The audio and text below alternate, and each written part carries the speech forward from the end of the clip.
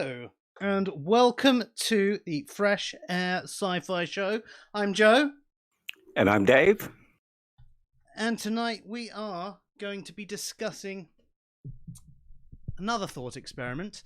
And today we are going to be discussing Mary's Room.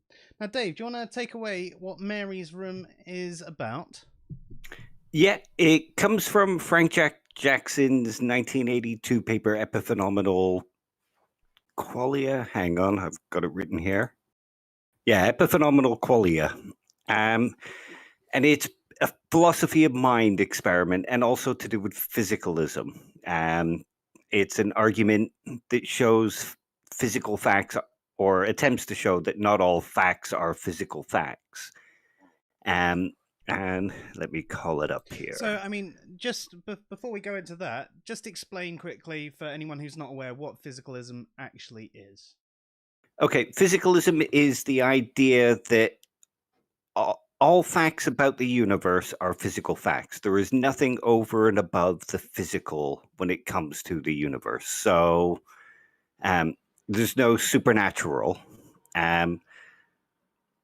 which, I tend to agree with. But it's also the idea that unless it's reducible to physical facts, then it's not a fact at all.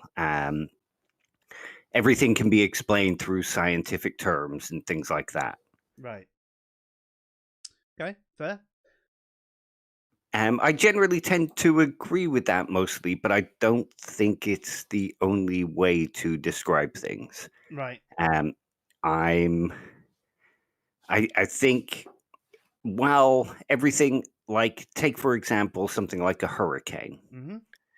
Now, that can be explained solely in terms of the physical facts that go into it, how it, the physical properties, things like that. But when we talk about it, there's a kind of explanatory reductionism that can go on. So while it can be reduced to all these physical facts, we don't discuss it in terms of kinetic energy. We say it's windy, it's blowy, there's a lot of rain.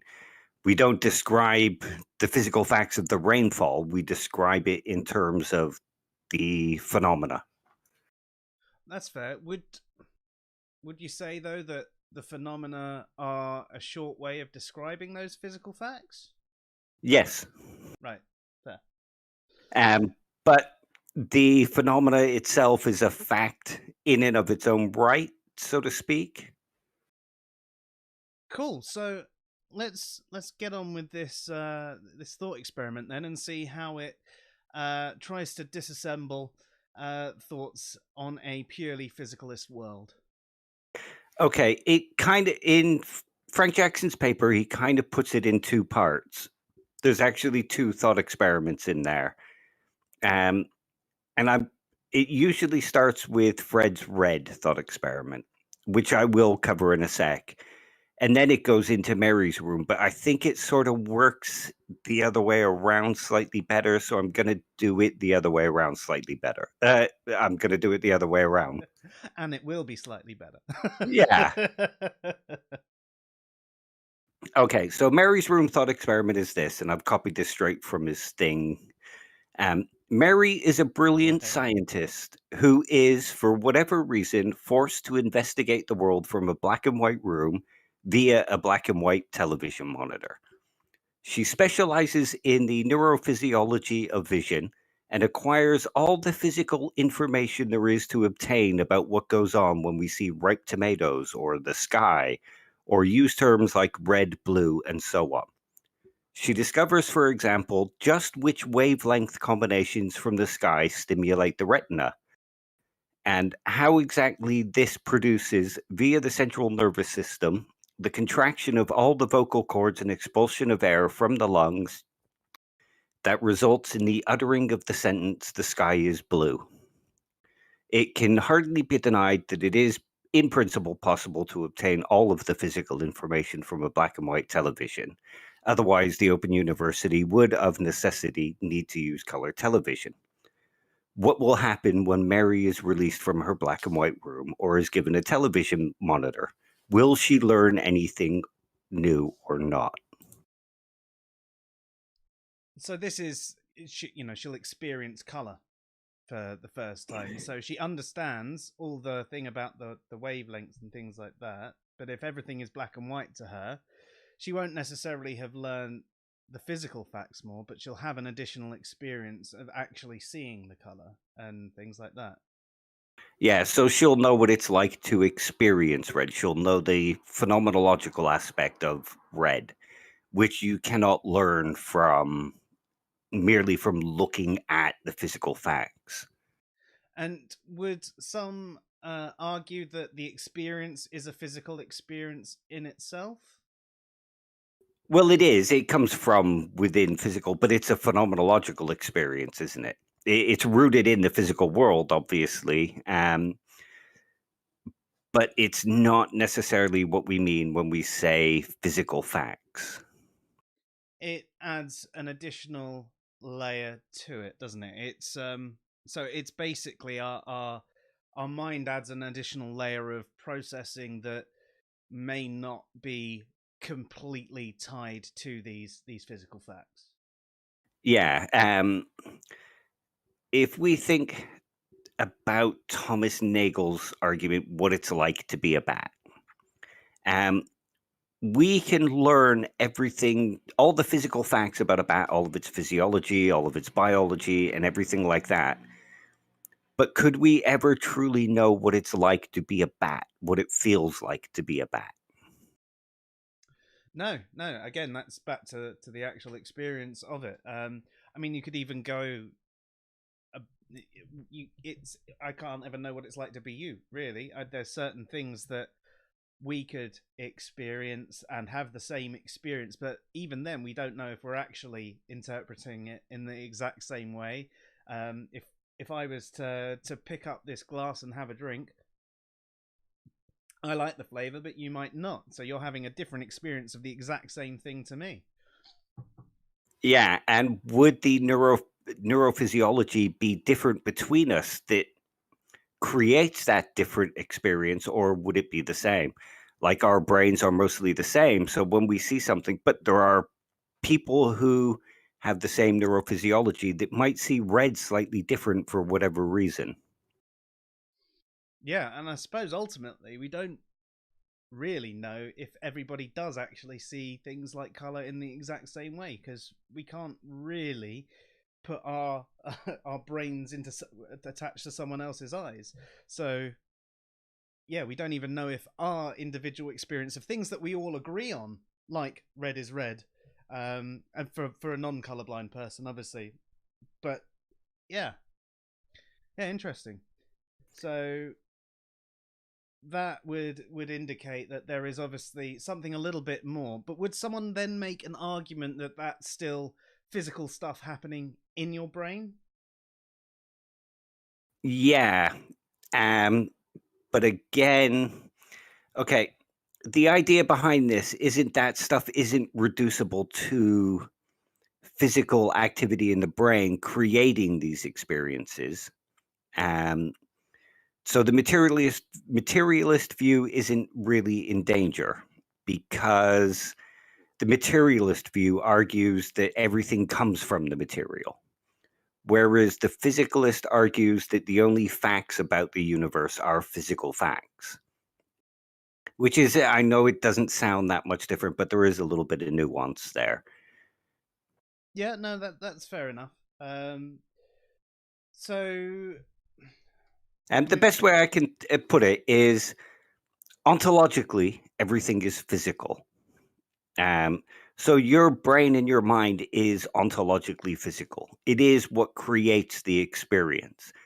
But the experience itself isn't a physical thing. It's not something that we can put under the microscope. We can look at the actual things that go into it and create it, but that is solely a subjective experience. yeah, fair. That makes a lot of sense. I suppose you could even have something where, for example, if you were even examining someone, through some form of imaging, MRI or whatever, and you were stabbing at someone and seeing, the experience going on, and two exact people could even have the same sort of brain spikes in their head, but it could hurt one person a hell of a lot more than another. Exactly. Fair. Um, it so the brain can be reduced to terms of function, but is function all there is when it comes to the actual experience? Like I think it's M fibers. I can't remember. But there's a particular fiber in the nervous system that creates the feeling of pain. So is pain just the firing of these particular fibers, or is there more to pain than just these firings? Yeah, interesting. I mean, I suppose there's the interpretation of it by the brain, and everyone might interpret it a bit differently. Some people might be more used to it as well. So, I mean, what does that say for someone who's got more used to a particular experience and therefore doesn't feel it as much? Yeah, exactly. Um, but then there's the question of whether or not these experiences could be considered facts. So you have physical facts that are propositions. And this kind of goes back to if you think about what we were discussing about virtue ethics, where you can have all the theory, but not the knowledge how. So, riding a bike, I could give you all the propositional facts about riding a bike, but that doesn't necessarily equate to being able to ride a bike.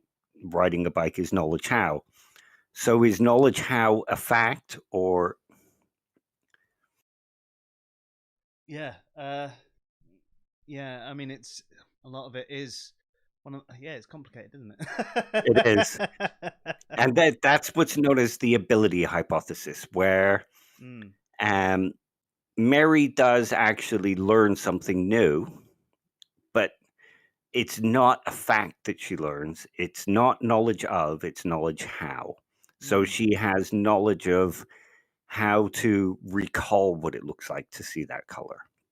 Imagine what it yeah, looks like to see that color. She yeah. gains a new ability rather than new facts.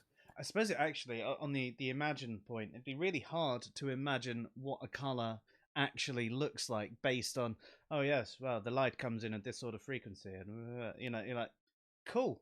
What does that mean? I mean, you might know what it means on paper, but again, it's back to the experience. It's not until you realize that the live light doing that looks like that. Well, yeah, if we go back to Thomas Nagel's argument about the bat, we know that a bat sees through sonar mm. and builds up its landscape through sonar. Um, but does knowing all those physical facts know what it's like to see using sonar? No, no, not at all. I mean, again, that's some things just have to be experienced to actually have knowledge of them. Or yeah. So on that note, I mean, is that the key split between a physicalist and materialist sort of view? Possibly. I mean, it can be. This sort of view can be described as something like property dualism. I know that that's kind of a dirty word in the skeptic community these days. Um, but property dualism is the idea that physical properties can have more than one property. So water is H2O, but it's also ice. It's still H2O, but it's a different property. Right, fair. That makes sense. So yeah, obviously, water can be a liquid, a gas, and a solid. Um, so fair. Yeah, they're still made up of these same things. There might be slightly different properties involved, physical properties, but we describe them at a sort of higher level. So the higher level properties can be reduced to the lower level properties, Mm. but when we describe them, we actually talk about them in terms of the higher level properties. Yeah, we'd say ice, not water, with its molecules slowed down and making a static feature. Yeah, yeah, Or exactly. it would say steam rather than saying really, really, really active warm water. Yeah, yeah, exactly. It's we don't discuss it in terms of the kinetic energy and things like that. Going back to what I said about the hurricane, when we talk about a hurricane, we don't talk about it in terms of that, like you just described the different properties of water, um, being, really highly active molecules or slow down molecules that kind of collect. We discuss it in terms of ice, or, I mean, these are still properties, they're still physical properties, but it's a fact that it's ice. Do you see what I mean? Yeah, fair. That makes a lot of sense. So, Um, so with this thought experiment, I think even there, it's already shown that there's more to it than purely physical. So where yeah. do you go from there? Well, that's the idea is are these things facts, or are these things knowledge how, as was described by the ability hypothesis? Um, but it sort of relates to when you see discussions about in skeptic groups where people say, "Oh, the mind is an emergent property of the brain." What kind of property is it? An emergent one, surely. Yeah, yeah, but it doesn't really tell us anything beyond it coming from it. That's saying that the mind is ontologically physical, but it creates something else. But what is this other thing that it creates? Yeah, that's true. And uh, this other thing that it creates, I suppose, why did it evolve as well? What was the purpose of it evolving in such a way as well? So there's so many questions about consciousness and things like that. I mean, to be honest, when I do look into things like consciousness and the self and all of that, it sends me a bit doolally, and I have to take a break from everything. Yeah, same. Um, what you just described there is David Chalmers' hard problem of consciousness, and it Ooh. sort of relates to P zombies and that kind of thing. Zimbos, and I'm thinking we should cover that at some point, possibly even after this, if you fancy it. Yeah. Because the idea there is the physical facts. You could know all the physical facts about us, but do those physical facts of the brain actually tell you that there's an inner experience going on? No. Uh, Equally, we could even say, is there an inner experience going on in anyone else, or is it just me? Yeah, yeah, that's the problem with other minds. And possibly you could reduce that to solipsism as well. Yeah. Let's not go there, No. though. The syllogism that is basically brought about from Mary's Room argument is the first premise is, if physicalism is true, then any person who knows all the physical facts about color vision knows all the facts about color vision. Premise two, it is not true that any person who knows all the physical facts about color vision knows all the facts about color vision. Color vision. The conclusion, therefore, is physicalism is not true. Yeah, unless you're someone who caveats physicalism down to materialism. But again, the ability hypothesis kind of shows us that that syllogism might not be correct, because is the ability to ride a bike the same as a propositional fact?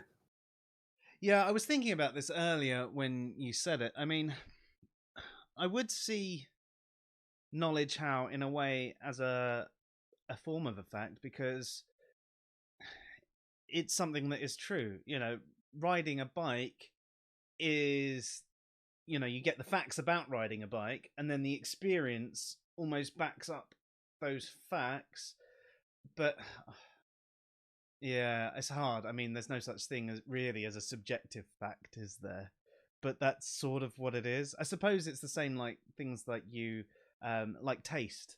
It might be a fact that I like the taste of burgers, and it might be a fact that someone else doesn't. But it's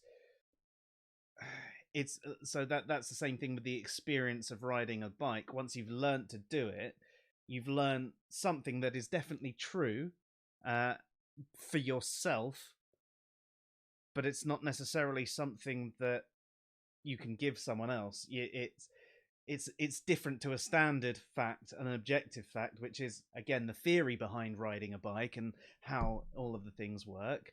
So yeah, I suppose that's in my mind how I'd separate them. I don't know if that's the correct terminology or not, but that's sort of how I'd say it. Yeah. I mean, you could say, um, I can ride a bike is sort of a proposition because it's a statement that's true or not. You can ride the bike, but your ability to ride a bike might not be a fact because it's not necessarily propositional, but it's still a fact that you can ride the bike. It's just the experience itself isn't a fact. So seeing red, it's a fact that you can see red or a fact that you have experienced red, but your actual experience isn't a fact as such. It's an experience. Yeah, no, I'm down with that. Yeah, cool. So physicalism might not necessarily be debunked by this because we can separate it out into two different types of things. Martin's just popped in saying Brits can't ride bikes to save their lives. It's a lie.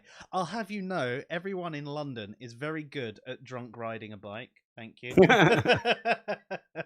Yeah, we don't live in a country where bikes are just left around free for us to ride around on, Yeah, well, in London though, you do actually have the pay bikes, the Boris bikes as they're called, and Oh, I actually, didn't know that. yeah, and they've started popping up in places like Bournemouth and stuff like that. So there's basically they're locked in. You put your money in for whatever, and you take the bike and you just have a free ride.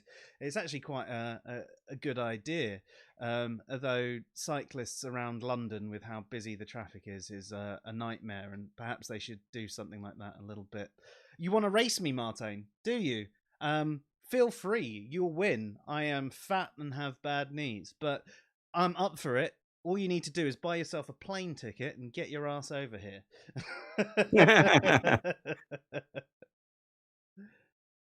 But yes, sorry, where were we?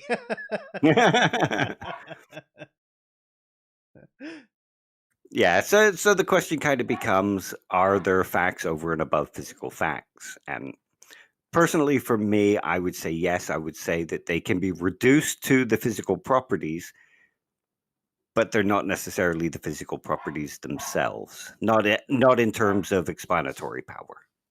Yeah, that's fair. I mean, I think that's why going on to a different topic, which I'll try not to segue too much into, that I feel that the mind itself is a sort of an X factor. It might be able to be reduced to what's going on physically within the brain, but I think there is a certain bit of uncertainty with it and what it processes and how it processes and what goes on. I mean, if it was, then surely everyone's experience of everything would be the same. And like you said with your thought experiment there, knowing the facts of color without seeing color, you'd know what that color looked like without having that experience. So Exactly. yeah, I think I agree with you there. Well, if we look at it in terms of brain states and mental states, we can say that mental states are the same thing as brain states as such, in that they're created by the brain states. So you can't change the mental state without changing the brain state, and you can't change the brain state without changing the mental state. Do you see what I mean? So we can reduce the mental state to the brain state, but can you reduce the brain state to the mental state? So by looking at the mental state, you can see how the brain state might be through imaging or what have you. But if you looked at the brain state, just the physical facts of the brain state, could you reduce that to what that individual is feeling? You might be able to say he's in pain, but you couldn't say what that pain feels like. No, no, definitely. At least not with current technology. Hey Opie, how you doing? Hey, Opie. Yeah, he's switched his account. Ooh, is this for your YouTube channel that you're going to be doing, bud? Ooh, nice one. We should plug it. We will do. I've said to him that as soon as he's ready, he can come on and have a chat with us to promote his channel. I think it'd be quite Yeah. interesting, actually. Yeah, that'd be very interesting. And he asks, have we gotten to Qualia yet? Well, Not that's exactly. basically, yeah, it's basically what we're leading to now in that Qualia is the experience itself. Frank Jackson describes himself as a Qualia freak. Nice. Yeah. So the Qualia is the actual experience itself. What we're talking about, what it's like to see red is the Qualia, the actual experience of seeing red. Mm. So can the brain state tell us what that qualia is like? Yeah, no, I mean, definitely not with current technology or anything like that. I mean, could we one day in the future? I've seen enough sci-fi to be able to imagine that we could, but I generally don't know right now. Probably not. I mean, right now, probably not. Yeah, yeah. But go back to Mary's room thing where she knows all the physical facts, knows everything, but can she know what it's like to see red without seeing red? No, no. Can she know what the qualia of red is like without experiencing the qualia? No, no, I would definitely say no to that one. I'm sort of thinking in back to the sort of sci-fi thing. If there was some form of helmet that you could put on with receptors into my brain, then I would get their experience transmitted to me. But even But that would then, be I wouldn't know if I'm experiencing it the same way that they are. I'd be experiencing it my way via what they're experiencing. So even then, exactly. yeah, Yeah, it would be your experience of their experience yeah, rather than exactly. their direct experience. Yeah. So I don't know if we'd ever be able to get to a direct experience state. Um, but we could probably get closer than we are right now. Yeah. And going back to Nagel's bat thing, if you could transfer the experience of a bat into you, it would still be the human experience of a bat experience. Yes, because I'd be applying what I think about things, the way it feels to flap wings and fly when I'm a non-flying creature. Um, Even if I was to transport my consciousness into the bat as a passenger and to have this bat fly away and to be able to read its thoughts and everything like that, I'd still be having my experience of its experience. Interesting. Martin says, "Can she know everything about the color red?" So what we discussed at the beginning was all the facts about the color red, the wavelengths, etc. But it's still not the same as the experience of seeing red. So, is there anything more to know about red than all the facts about red as well as the experience of red? I don't know. Is there any more? Well, if we go into Fred's red now, Ooh, okay. this is the first thought experiment in Jackson's paper. And like I say, he puts this one first and then Mary's room, but I generally tend to go with Mary's room first because it sort of gets you in that headspace of thinking about it differently. So Fred's red is basically people vary considerably in their ability to discriminate colors. Suppose that in an experiment to catalog this variation, Fred is discovered. Fred has better color vision than anyone else on record. He makes every discrimination that anyone has ever made, And moreover, he makes one that we cannot even begin to make. Show him a batch of ripe tomatoes, and he sorts them into two roughly equal groups and does so with complete consistency. That is, if you blindfold him, shuffle the tomatoes up, and then remove the blindfold and ask him to sort them out again, he sorts them into exactly the same two groups. We ask Fred how he does it. He explains that all ripe tomatoes do not look the same color to him, and in fact, this is true of a great many objects that we classify together as red. He sees two colors where we see one, and he has, in consequence, developed for his own use two words, red 1 and red 2, to mark the difference. Perhaps he tells us that he has often tried to teach the difference between red 1 and red 2 to his friends, but has gotten nowhere, and has concluded that the rest of the world is red 1, red 2 colorblind. Or perhaps he has partial success with his children. It doesn't matter. In any case, he explains to us that it would be quite wrong to say that because red appears in both red 1 and red 2, that the two colors are shades of the one color. He only uses the common term red to fit more easily into our restricted use. To him, red 1 and red 2 are as different from each other and all the other colors as yellow is from blue. And his discriminatory behavior bears this out. He sorts red 1 from red 2 tomatoes with the greatest of ease in a wide variety of viewing circumstances. Moreover, an investigation of the physiological basis of Fred's exceptional ability reveals that Fred's optical system is able to separate two groups of wavelengths in the red spectrum as sharply as we are able to sort out yellow from blue. That's interesting. I mean, they've actually going a little science. I wish I'd known that this one was coming up, but I didn't have enough time to prep today. But there are people who have extra cones in their eyes and actually see more colours than the rest of the people. And equally, there are people that have less or slightly damaged cones, and that's why you get different types of colourblind.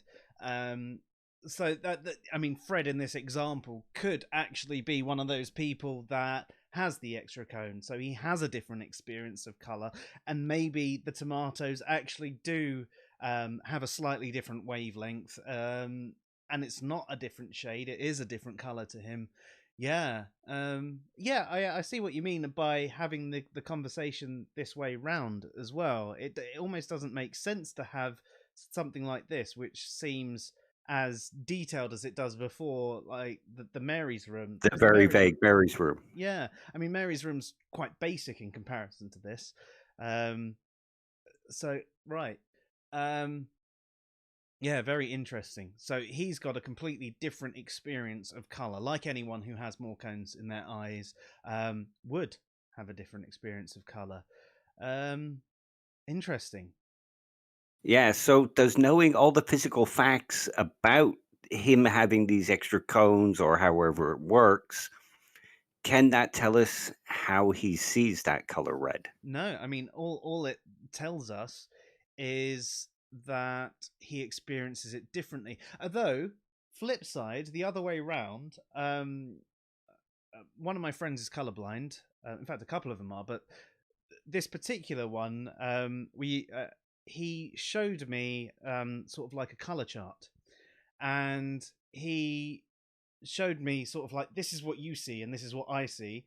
I don't see any difference between these two charts, but you do. So by me having a higher ability in this particular area, just naturally, I could somewhat understand and have the experience of his experience, but not the other way around. So someone who can see more than I can, I will never be able to experience that unless they produce a set of goggles. Have you seen those that they have for colorblind people that actually corrects their vision and allows them to see color properly? No. No, so they actually do have that. But again, we still don't know if it's an accurate experience. It's their experience of what we experience. But there are these glasses that allow colorblind people to see color as those who are not colorblind. So maybe at some point in the future they'll create a set of glasses that allows us to see color the way people with extra cones in their eyes have. Okay, and the question then becomes, will you learn a new fact about those people with the extra colors? So imagine if we could I'll have a new imagine experience. yeah, but you will also learn a new fact that this is how those colors look to them. Yes. Um, so one of the questions with the Fred's Red thing is if you could somehow replicate Fred's optical nervous system into your own, when you finally saw those differences, would you learn a new fact about Fred, about the world? Or would it be, as the ability hypothesis states, that it would just be knowledge how, not knowledge of? Again, this comes back to what we were saying about experience before. You know, I would regard that as if we were to say like a subjective fact about it almost. Again, I know that's not the best term for it, but that's sort of how my mind wants to process It's it. understandable. Yeah. But yeah, no, it's interesting. So I suppose that sort of backs up the point. There is more than just the physicalist sort of view. Yeah. For me, I tend to go with everything can be reduced to physical facts, but not all facts are physical. Um, so what it feels like is a fact. It's not a fact that we can sort of put in terms of a proposition, but it's still a fact that something feels this particular way to an individual. Um, it's kind of a hard distinction. There are those that argue that phenomenological things aren't facts; they're just experiences. But for me, it's still a fact that it feels this particular way. Yeah, yeah. Again, that leans into what I said about it being a subjective fact. Yeah, So yeah, um, yeah, that's sort of how I feel about it. Opie says colorblind people can see contrasts better than us. They were used in Vietnam to find camouflaged enemy. One could say that we are contrast blind. That's an yeah, interesting perspective, actually. yeah. Yeah, fair play.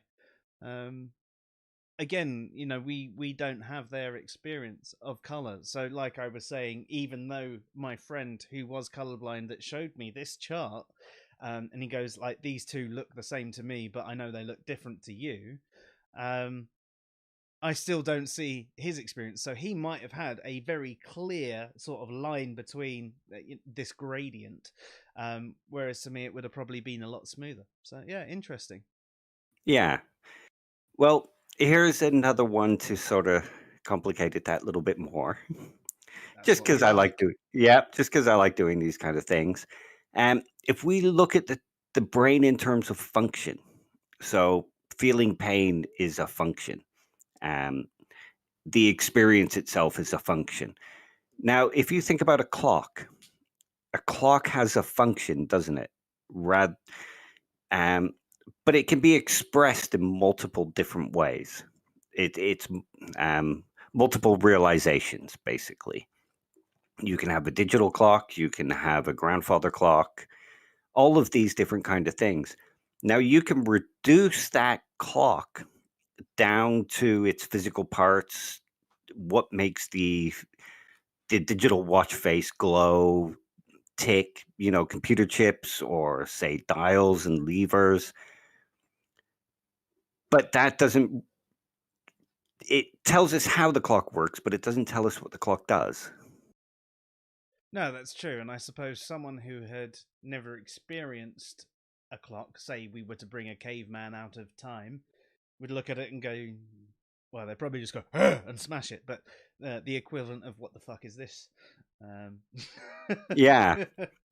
So it's the same with the brain kind of thing. mm, There are multiple mental states, and we discuss a clock in terms of its function. The same with consider a plane.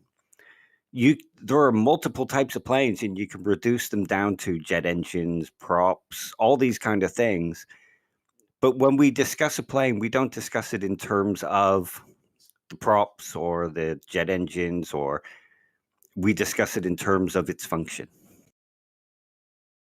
Yeah, yeah, and yeah, no, that makes a lot of sense. So you as you were saying, there's so many different types of flame. There's plane, even there's the common things about it, the flying, etc. But yeah, interesting, very interesting. So, all right, I am definitely convinced that there is more than the physicalist view. Um, what does that mean? That's a good question. I mean, it's a fact that the plane flies, isn't it? And we Yeah. can reduce that to the physical thing and all the physical properties, but the physical properties aren't the fact that the plane flies.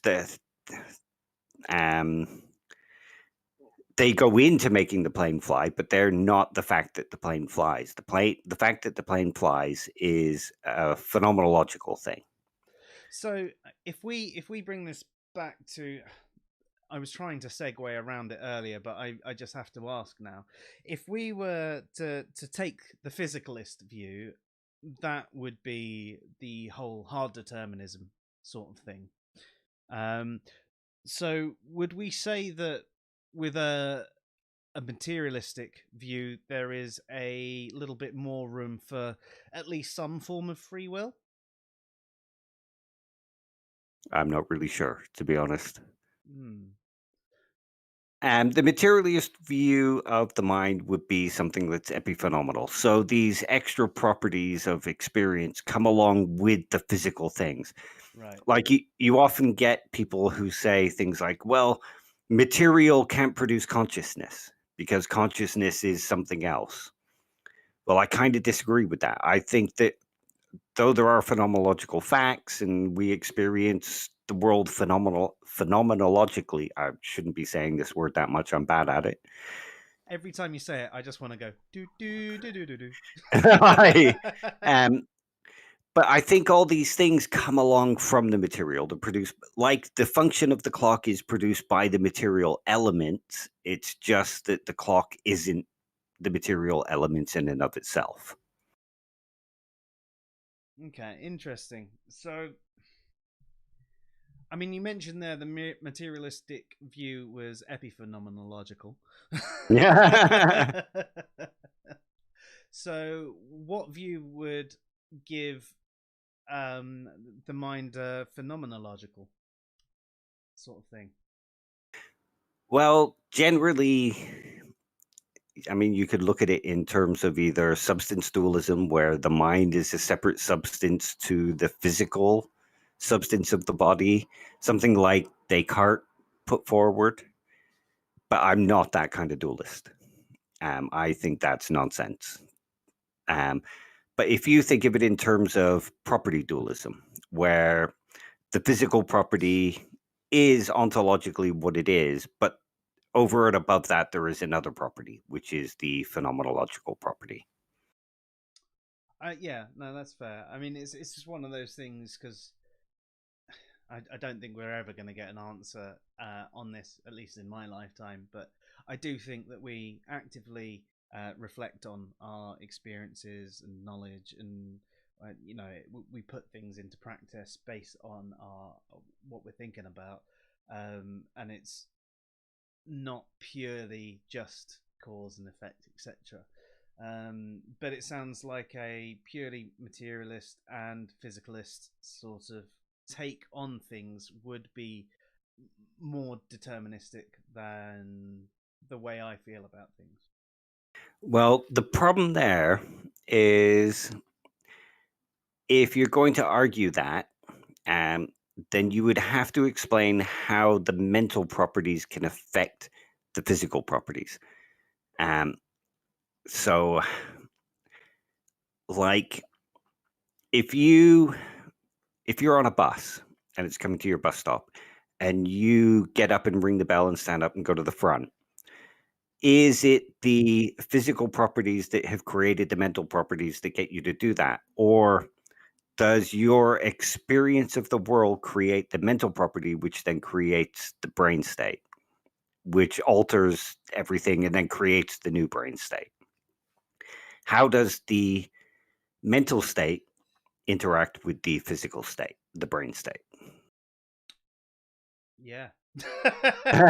Rather than just come along with the brain state. Yeah, no, it's interesting. Something I need to think on more, really, than anything else. Well, yeah, I mean, the physicalist view is basically all cause and effects are physical cause and effects. Therefore, the mental is the effect of a physical cause rather than the cause itself. Yeah, yeah. I don't know. I still think that the mind has some form of, as I said earlier, sort of like a bit of an X factor to it. So there can be plenty of causes that all of your experience, all of your knowledge, and all of that, and perhaps you can pinpoint someone's predicted mental state with some form of accuracy, but I still think that there's something in there that is unknown. Now, I don't know if that unknown property is something that we just don't know enough about, and actually you could predict absolutely everything, and then what, hard determinism definitely is true. But I feel that there is something in us that is a little bit more than the pure physical, that we do reflect on things, that we can do things that are, even though all of these experiences and so on, we end up doing this thing instead of that thing. So yeah, it's hard to say. I mean, I generally tend to go along with the compatibilist view, as you know. I'm not sure I could entirely explain how it works, but that's sort of the intuition that I get. But my intuition could be wrong, obviously. Yeah, I mean, I think I do lean that way, but it's one of those conversations, the whole free will thing, that I think about it so much that I basically go and implode. Yeah. Whereas it's a bit different to. Do you know what? I just completely lost my train of thought. See, there you go. I mean, could we have predicted that would happen? We could have, because We could have tramadol and alcohol. Yeah, exactly. But what if it didn't happen? We'd have just been really lucky. In some possible world somewhere.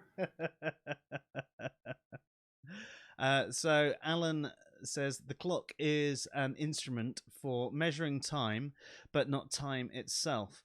The mind is the product of the brain, but not the brain itself. Yeah, that's pretty much, it's caused by the brain, but it's not the brain. Yeah, it's slightly different. Yeah. Hence why the brain states can be, the mental state can be reduced to the brain state, but the brain state can't necessarily be reduced to the mental state. Yeah, it's intriguing. Oh, okay. He's just posted a really, really, really long comment in the chat. Oh. I will try and read it out. He says free will or determinism. He holds a compatibilist view. So like you, Dave, and sort of where I lean. He believes that we have free choice in a predetermined setting, and our free choices become fewer and more predetermined as life goes on. We speak of free will as a property rather than simply a way of talking about making choices. Because it is a property assigned to certain motivations in decision making, not in decision making in and of itself. The use of the use of the phrase free will seems to be an attempt to communicate that we experienced a decision or decisions as made internally and not from outside pressures, influences, or circumstances beyond our control. The decision or decisions may have still in actuality been made from outside pressures, influences, or circumstances, but this is not how one experienced such decisions. This seems to be the point of bringing up free will. There are certain predetermined settings for each of us which limits free will, such as What geographical setting are we born into? What is the cultural background of that society? What is the predominant religion of what we are born? What year were we born? What time of year were we born? What was the societal status, economic status that we were born in? Do we have siblings? Do we have loving, encouraging parents, etc.? These things limit our free will, so our will is already limited and constrained by determined factors beyond our will or ability to choose. These questions only deal with our initial setting and circumstances. Then you have things that happen to us beyond our control: injury, sickness, captivity, torture, etc. These things are not determined by our free will, but this does not mean they were predetermined either. These things are neither predetermined nor free will, simply what occurred. I think we have really. What? Hang on. I think we have really is not. That bit doesn't make sense, but free choice. Oh, okay. So you're saying I think what we have is not really free will, but is free choice. We can choose A or B, Y or Z, but you will end up basically at the same place. I use the examples of choose your own adventure books or Telltale video games. You can make whatever choices you want to, but no matter what seemingly free choices you will make, you'll ultimately end up in the same place. That's kind of like that Black Mirror Bandersnatch thing I think you're getting to there. Then our free choice is also telescoping throughout our lives. Every choice we make excludes everything we did not choose. So your possible choices are continually being more and more limited. The variety of possibilities you have to choose from become fewer and fewer as life progresses. If I marry someone, that choice has eliminated the possibility of marrying someone else. Although, mate, you could get a divorce. I've lost my place. If I marry someone, yeah. If I freely choose to drop out of law school, I have excluded my choice of becoming a lawyer, etc. So my free will is limited not only by circumstances I was thrown into at birth, but also is limited further and further with each choice made through exercising my limited free will. So the longer you live, the fewer choices you have to choose from and the less possibilities there are to exercise your free will over. Psychologists also have found after we make the same choice in a certain situation or circumstances a few times, we will continue to make the same or similar choices in regards to that certain situation or circumstance. I suppose that's induction. From then on subconsciously. This ultimately means most of the decisions we think we are consciously making are actually decided subconsciously prior to our conscious decision. This also has a telescopic effect through repetition. So your life, more and more of your through your life, more and more of your decisions are being made subconsciously. If this is the case, then most of our decision making is not a product of conscious free will, but seems to indicate most decisions we make are predetermined subconsciously. So there is no actual free will, only free choice, but our choices become fewer and fewer throughout life. So if you live to be an old man or woman, your life will seem totally predetermined, which in a way is true, but still influenced by our choices. Maybe, on the other hand, it could simply be I simply had to say this about free will and I didn't have a choice in the matter. Yeah, potentially. That's basically how I look at it, to be honest. Yeah, and that does make a lot of sense. I think that the more of a blank template you are, the less causal factors there are, so that the freer your choice will be. Yeah. Hence why I lean towards compatibilism. It's not that we have this kind of libertarian free will where we can just choose whatever we want whenever we want. Yeah. There are, there are lots of factors that go into our choice, And as long as our choice isn't being bound by somebody else, we have a kind of free choice. Yeah. No, Even if it is our lower processing that determines it. yeah. No, that makes a lot of sense, to be honest. I'll see you later, Opie. See you later, Yes. Opie. Have Thanks for yourself a joining good us one. again. Thank you for joining us. So Martin says, suppose I choose to deviate from my past choices, though, like be really random. I mean, you could. The whole thing with the libertarian free will is that there is no causal factors in that. So even though you've had this experience that all say that this is the best choice of action, you always just choose something random. That's a really bastardized version of it, but that's basically it, isn't it, Dave? Yeah, something like that. So yeah. You could, yeah, I suppose you could do that, but equally what caused you to deviate from your past choices? There's got to be something in there that you thought, well, hang on, this is a slightly different experience, so maybe this time I'll give this a go, even though it hasn't worked in the past. Maybe it will this time. There's got to be some sort of thing. But if you're saying to be completely random every single time with every single choice, that leans into that libertarian free will. And no worries, Alan. I apologize for fumbling there.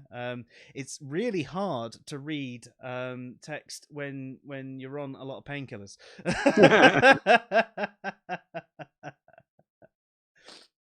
But yeah, cool. I'm sorry for deviating into free will. It's just the whole physicalist nature seems to sort of go on to that sort of deterministic nature, which there is part of me that just goes, no, there's something slightly more than hard determinism. So it's whenever we're having a conversation along these lines, my mind instantly jumps to that whole free will juncture. No, it's all good. It's an interesting discussion. And again, if there are facts over and above, or the mind works in a way that isn't entirely physical as such. I mean, it's possible. Um, so like I say, I lean towards compatibilism. I lean towards a similar idea that Alan mentioned. Robert's come in with a question. Hi, Robert, by the way. Thank you for tuning in. Wouldn't the libertarian free will concept conflict with a theist who affirms causation as an argument for God as the first cause? I'm not really sure. Yeah, I mean, if I was to lean into that, not completely. Because the whole point of the libertarian free will would be now, not necessarily the first cause.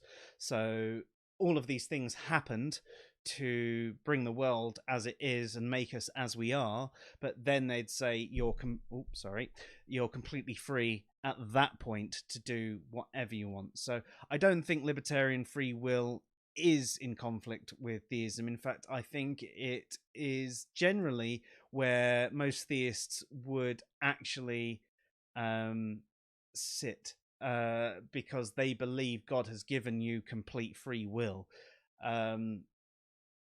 But it depends on who you talk to, because there are so many different concepts of free will, and they might not necessarily understand what you meant by libertarian free will.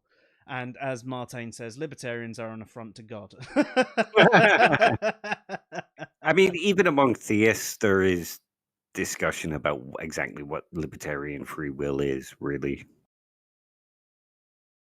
Yeah, it's one of those things that does God have libertarian free will?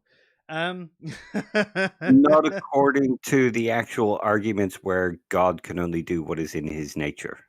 Yeah, interesting, So isn't it? God couldn't choose to do evil, so therefore God cannot have libertarian free will. Yeah. There's also the argument that God actually has no free will because he's omniscient, therefore he knows everything he is going to do. I know there's different definitions of omniscience, but if we go with the absolute sort of view, if he is absolutely omniscient. He knows everything he's going to do, and he couldn't choose to do anything different because that is what he would choose to do. So therefore, everything he ever does is completely fated. So he has no free will whatsoever because he couldn't do anything different, which means he's not omnipotent. Oh no, we're back into the whole omni. God is incongruent and inconsistent, and it just does not make any logical sense. Atheist.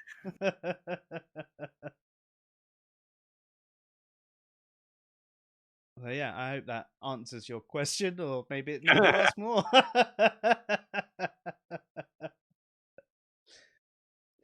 So, was there any more to the thought experiments, or have I taken us so far off track we're never going to get back on it? We're never going to get back on it. But that's pretty much mostly what I had to say. I mean, we could go deeper and deeper into it, but this is really just a quick discussion about Mary's room thought experiment and the kind of implications it can hold, and looking at the mind in a slightly different way. Yeah, interesting. Martin brings up the free will of AI. I actually had a conversation on that the other day and the truth is, I'm gonna phone a friend. Because it's an interesting one, because obviously you program the base code, but then the AI makes far more decisions that are not purely based on the original code that you gave it. So in some respects it is a form of intelligence like humans. However, is it still just making all of its decisions based on that? I think if we could get a true AI, then it would have the exact same amount of free will a human would. So, if you're someone who believes in hard determinism, then on both accounts, no. But if you're someone who is a compatibilist, then I reckon that it's the same for both. I reckon that the AI, if it's a true AI, the whole point is it's got as much going on in its mind as we do. But that's the best answer I can give you. However, I do have a friend who spends a lot of time looking into things like AI. And if you want, we can have a sci-fi show or even a fresh air podcast at some point and bring him on to discuss all these things. Wouldn't the AI be able to do more than a human? Potentially, yes, but that doesn't necessarily mean free will in that regard. Okay, yes, an AI could build itself a sort of plane and fly off, and be the conscious pilot of the plane, whereas we have to build a plane and get someone to fly it for us. So it's a different experience, but I don't think that necessarily impacts the free will in the same way. It's just the execution of the free will would be slightly different in that regard. Okay, here's a question for you. Would it have qualia? If it's a proper artificial intelligence, I'd say yes. Would it have an inner experience where it knows what it feels like to be moved by Beethoven? It could do. Depends on the sci-fi you're watching. Westworld. Then definitely. Yeah. But yeah, just to bring it back to our discussion tonight, Yeah. I was thinking another one about sort of Mary's room, a similar kind of thing. Imagine if a deaf person learned all the physical facts about what it was about how hearing works. Would that tell them how it feels to listen to Beethoven? Would they know what it No. would be like to hear? Yeah, no, it's interesting. I mean, you even see like the deaf people who experience sound through the vibrations, and they learn to dance to how the sound feels rather than how it sounds. Yeah. So yeah, no, very interesting. Now this is a topic that's actually really, really interesting. I hope we get some after we've posted it, some questions and things like that as well. Yeah, really interesting. I mean, like I say, I could expand on all this. I could create a presentation like we do for, like you were doing for the theism, atheism, and stuff. We could always do a presentation similar to that. No, that'd be really good. I actually do have one little bonus that I would like to give everyone, but I need to quickly nip to the loo because I can't hold it any longer. Well, get out there. Yeah, so can you keep people entertained? Tell them a little story, and I'll be back. I do apologise for doing this live on stream, but I can't hold it anymore. He's a pisshead. A doobie doobie doo doobie doobie doo doo. I don't actually have access to the chat, so hang on a minute. I'll go and have a look.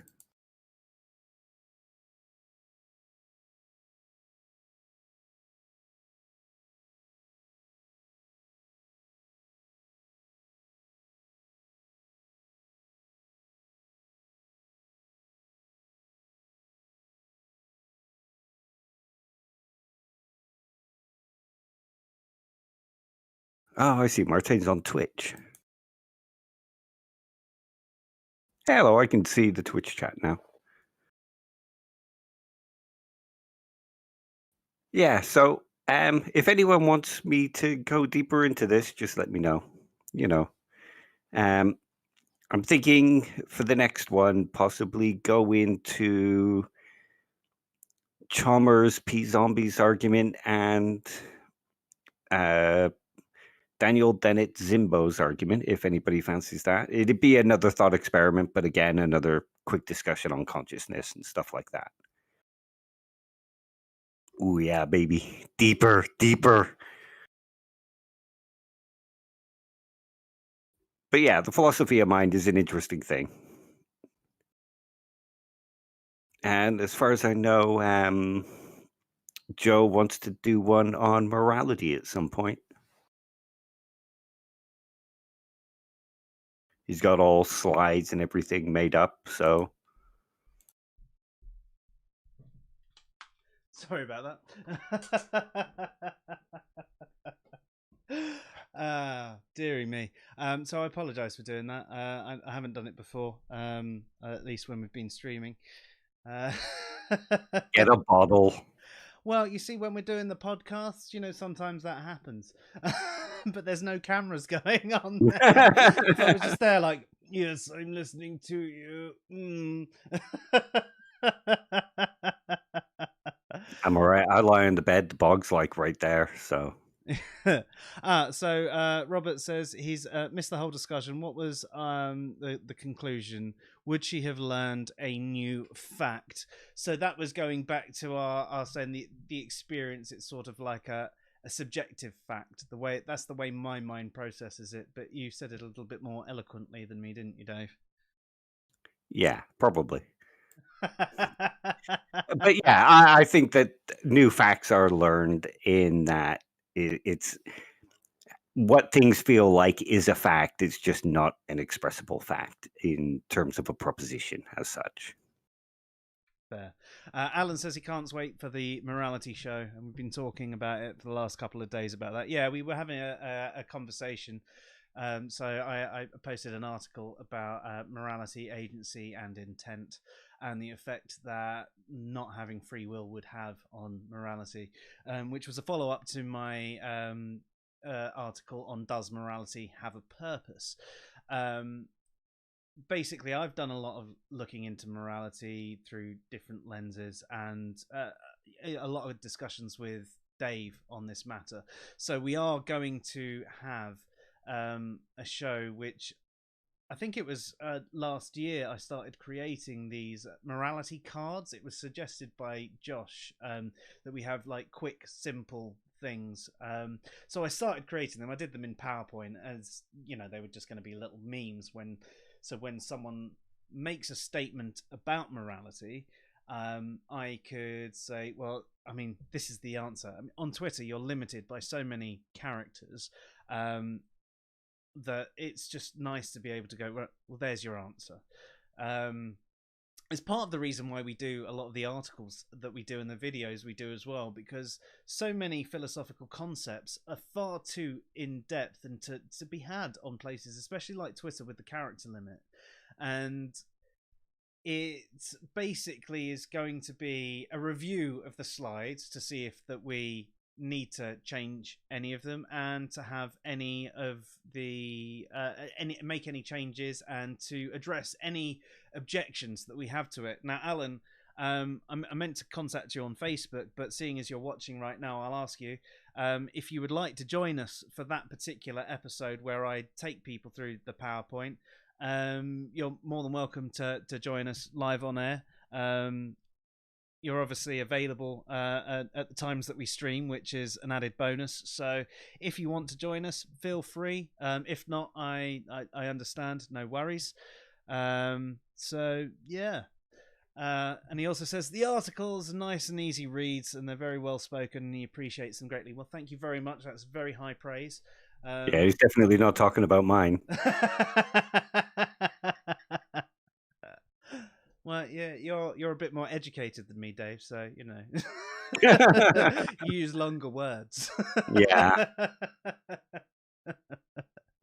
Yeah, I quite often ask you what you mean by certain bits, but that's great as well. I think that's in some respects nice to have that sort of variety, because I always find myself learning new bits from your articles. Also, when you've sent me bits of your coursework that you've done. Shh, I'm not supposed to do that. Not that you've ever done that. When you mentioned ideas that you might have had and written down and handed in as assignment. Yeah. I'm sure nobody knows. It's not like you're with the OU, so. Well, Dave. Ah, no, but everybody should do a degree with the OU. They're awesome. Yeah, it's really, really, really tempting.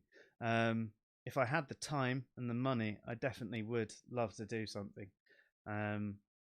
Yeah, I mean, a lot of people as well. I mean, one of the neighbours just over there, she's been doing one on childcare and all that sort of thing, and she's absolutely fantastic. Everybody's loving the course; they're learning so much, and it's almost a better way of learning. And she's not necessarily someone that I would have thought of as technically minded. I'd have thought the OU was more for people who are happier behind a computer, but that's obviously a wrong interpretation from me, because she's definitely more of that out there sort of person. But it's great that so many people can learn so much stuff just from doing like an OU course. And I think that might be the way a lot of unis will go in the future anyway, especially with things like the pandemic that's currently going on. Yeah. Lots of them are moving to online classes. I to be honest, I prefer it. Because I don't particularly like people, you know. But it's much easier because I can fit it around everything else and stuff like that. But I loved it so much. I've done an undergrad in philosophy, a master's in philosophy, and I'm about to start my computer degree. Yeah, that's awesome, isn't it? And eventually you're going to come back and get your doctorate in philosophy as well, aren't you? Hopefully. Probably not through the OU, obviously. Because with something like that, you need more of a physical location, access to libraries, stuff like that. But I mean, that's a few years away. I still got quite a lot to learn before I can do a doctorate. Yeah, awesome. Well, the last thing I had to bring up tonight is one that I don't even know if I'm going to be able to do, because I mentioned I've had tramadol today, and it does send my brain a little bit bad about. But it's the tale of the black and white night, which seemed to be somewhat relevant because we were talking about a black and white room. Have I told you the tale of the black and white night, Dave? No, and I'm kind of getting worried now. Well, if you don't hate me now, you will in a minute. In a black and white universe, there's a black and white galaxy, and in the black and white galaxy, there's a black and white world, and on the black and white world, there's a black and white land, and in the black and white land, there's a black and white county, and in the black and white county is a black and white kingdom, and in the black and white kingdom, there's a black and white castle. Inside the black and white castle, there is a black and white king and a black and white princess. Also, in the black and white land, there's a black and white knight with a black and white horse. And the black and white knight loved the black and white princess and wanted the black and white princess's hand in black and white marriage. So one day, the black and white knight worked up the black and white courage to ask the black and white king's hand, or the black and white king for his black and white daughter's hand in black and white marriage. So, the black and white knight gets on his black and white horse, and he travels across the black and white land. He goes over the black and white drawbridge, gets off his black and white horse, goes into the black and white castle, to the black and white hall, where he sees the black and white king, and says, "Sire!" "Yes, black and white knight?" "I love your beautiful black and white daughter. Please may I have your beautiful black and white daughter's hand in beautiful black and white marriage." So the black and white king thinks about it for a minute. "Well, black and white knight, I have heard of your black and white deeds in the black and white land, but I am not sure if you are worthy of my black and white daughter. So I have a task of thee, if thou will accept it." "Sire," said the black and white knight, "I will do anything you ask, for your black and white daughter is the most beautiful in this black and white land." "Very good, black and white knight, very good. You must travel across the black and white land to the black and white cave, and inside the black and white cave is the black and white dragon. You must slay the black and white dragon and bring me his black and white head."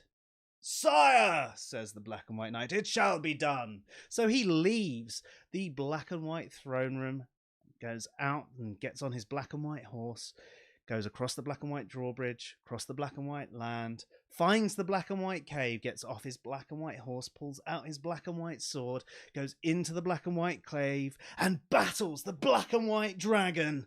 He's battling away, and eventually he scores that final hit that kills the black and white dragon. Black and white blood everywhere. He cuts off the black and white dragon's head, puts it in his black and white satchel, sheathes his black and white sword, goes back outside the black and white cave, gets on his black and white horse, travels across the black and white land, across the black and white drawbridge, gets off his black and white horse, and he gets into the black and white throne room.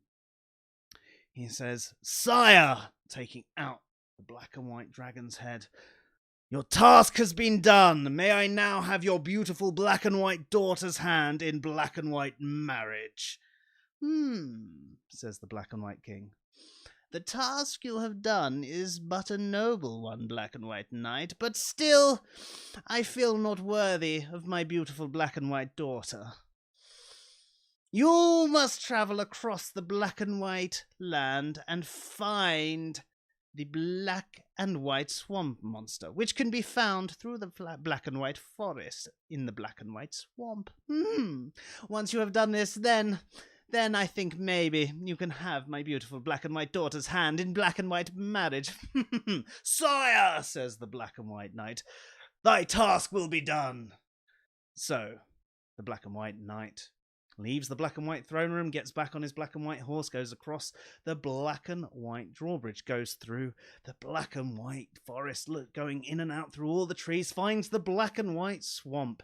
He finds the black and white swamp monster, and he battles the black and white swamp monster again, hacking away, and he finally kills the black and white swamp monster. So he sheathes his black and white sword, gets back on his black and white horse, travels back through the black and white forest, then across the black and white land, over the black and white drawbridge, gets off his black and white horse, goes into the black and white throne room, and goes, "Sire, your task has been done. May I now have your beautiful black and white daughter's hand in black and white marriage?" And the king looks at him and goes, "Black and white knight, thy task has been noble, but still, I don't feel what you have done has been enough to win my black and white daughter's hand in black and white marriage. I have one more task for you." "Sire," says the black and white knight, "it shall be done." "Very good. Black and White Knight, what you must do is go back across the Black and White land to the Black and White Mountains. You must scale the Black and White Mountains until you get to the top, at which point there is a Black and White ice cave, and inside the Black and White ice cave there is a Black and White goblin. He's a black and white ice goblin with many powers of freezing things. Funny that. So you must go and kill this black and white goblin. Sire, it shall be done. So he leaves the black and white throne room, gets on his black and white horse, goes across the black and white drawbridge, across the black and white land, finds the black and white mountains, scales the black and white mountains. He feels like he's been doing this for what must be days, and finally gets to the top. Exhausted, he looks around and he sees the black and white ice cave. He unsheathes his sword and he pulls himself up. He enters the black and white cave, and he enters another black and white battle and slays the black and white goblin. He comes back down the black and white mountain, across the black and white land, over the black and white drawbridge, and enters the black and white throne room. Sire, I apologize for forgetting to get off my horse, but I am exhausted. Black and White Knight gets off his horse and walks towards the king. Sire, may I now have your beautiful black and white daughter's hand in black and white marriage? And the king stares proudly at the black and white knight and says, no.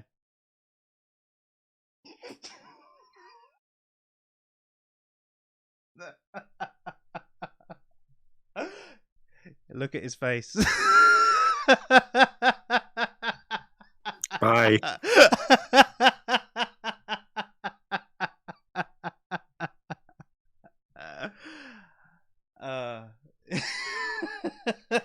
Okay, folks, from next show I might be going solo. I get so much pleasure out of telling that one.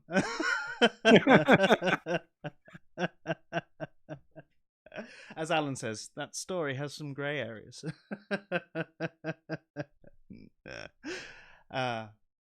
Yes, talk about the anti-joke of the century. I think I first told that at a Reading festival many years ago.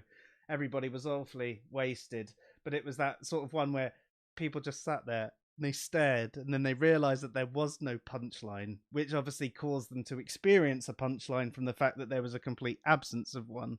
And it just, the laughter erupted around, and a lot of hate. Lots of things were thrown at me, and rightly so.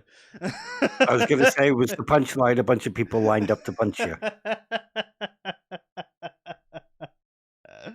But yes, do you know what? I hadn't thought about that joke in years as well, and it was just because of the Mary's Room and the whole black and white thing. I was just like, oh my god, I've got to tell the story of the black and white knight.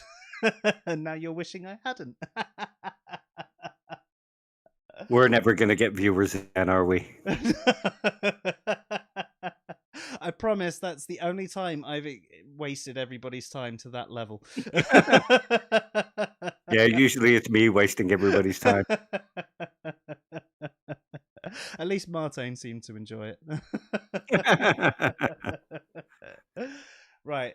Was there anything else that we had to discuss tonight, or are we pretty much done and wrapped up for the next stream? Yeah, no, that's pretty much done and wrapped up.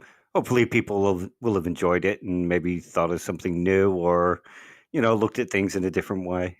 Yeah, and of course, any questions, you can contact us either in the comments on YouTube, comments on Twitch. You can find us in our Facebook group, Answers in Reason. You can find us on the Facebook page, Answers in Reason. The website, answersinreason.com. Feel free to ask questions anywhere. We're happy to do it. If you've got any objections or anything like that, please feel free to do it. Please share the video as well and subscribe to the channel wherever you are, wherever you're viewing. In fact, subscribe everywhere. We'd love it if you did that. But yeah, the more important thing to us is actually any interaction that you have. If you want to come on the show with us and discuss a few things, any objections or anything like that, or provide a different perspective, we are more than up for that sort of thing. We may learn something, you may learn something. That's what this is all about. I think any day where I don't actually learn something new is a day wasted. So please come and join us. And I'm thinking soon to follow on this stream, we should do one on P-Zombies and Zimbos. Yeah, definitely. I'm well up for that. Other things that we've got coming up as well. As Alan mentioned earlier, we're planning on doing a little morality show. Now, obviously, season 2 of Fresh Air was basically completely on ethics and morality and various moral theories and all of that sort of information. And we've done a lot on a lot of articles as well on the topic.